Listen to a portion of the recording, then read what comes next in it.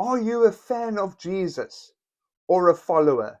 Luke 9:23 says, and then he said to them all, if anyone wants to follow after me, let him deny himself, take up his cross daily, and follow me. A disciple follows him.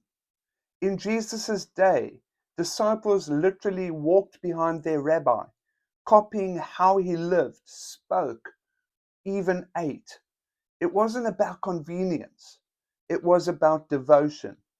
Jesus doesn't call us to comfort, but he calls us to a purposeful life, one where we say no to our own plans and yes to his every single day.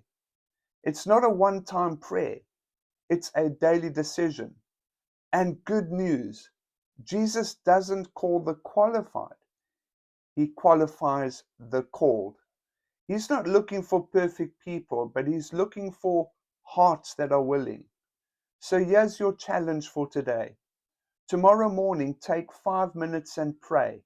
Lord, today I choose to deny myself and follow you.